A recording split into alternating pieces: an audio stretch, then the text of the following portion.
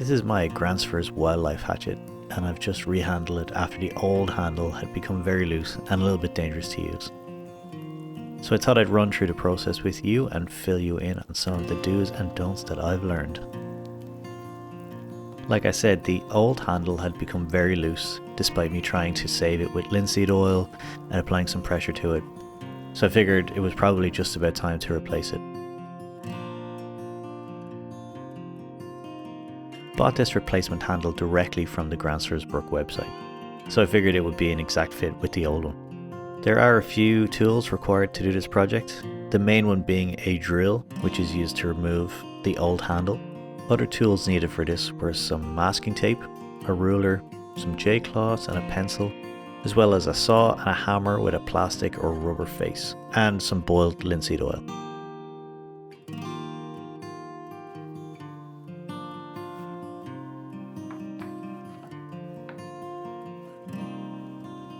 The first job is to remove the old handle.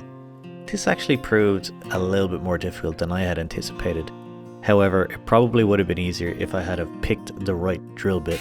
This one is for concrete, so amateur mistake on my part. Drilling into the top of the handle like this breaks up the old wedge and releases the pressure and tension in the wood. This should make it easier to hammer or chisel out the old handle.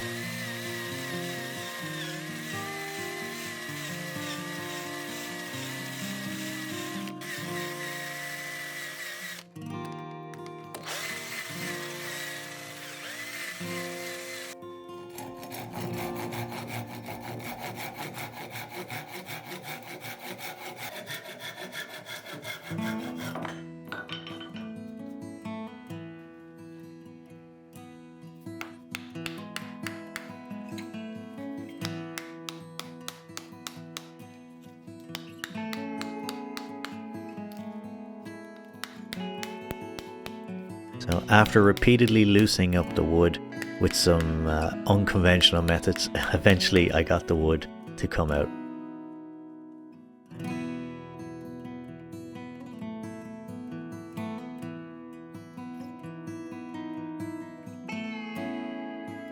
Now for the fun part.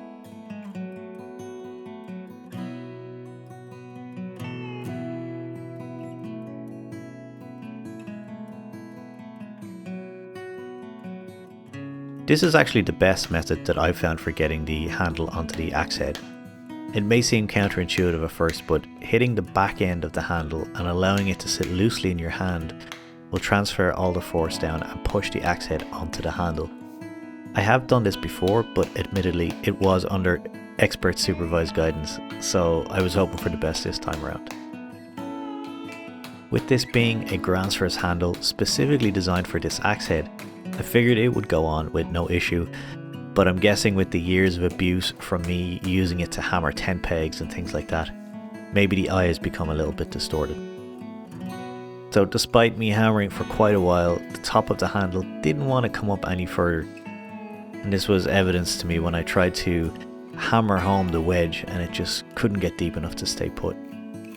Before applying your wedge, you should apply a good deal of boiled linseed oil.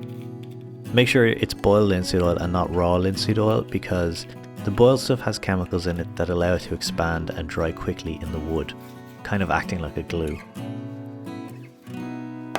I also use a piece of wood on the top, so it evenly applies pressure across the top of the wedge when it's going in. But as you can see, the handle wasn't on tight enough to allow the wedge to work.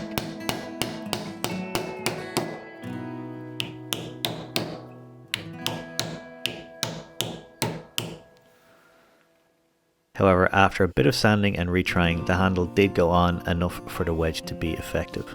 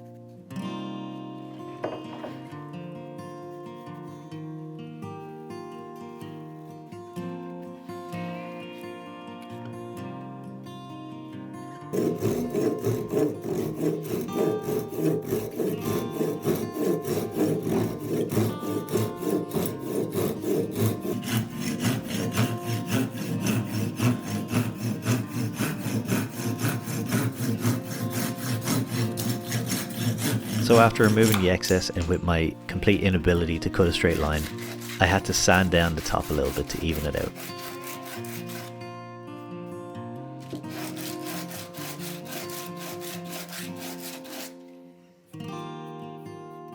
A nice coat of linseed oil to finish it off, and it was good to go.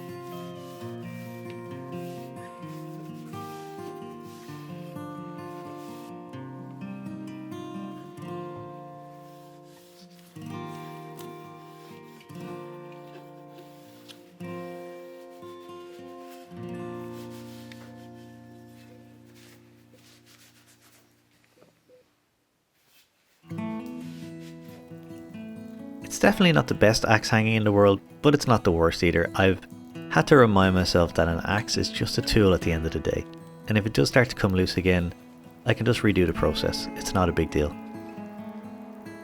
I also recycled the wood from the old handle to make some toggles and buttons, which I'm sure will come in handy in a future project.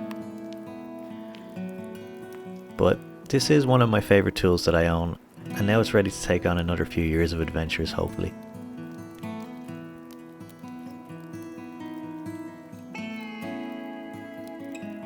Thanks for watching.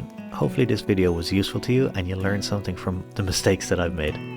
Take care.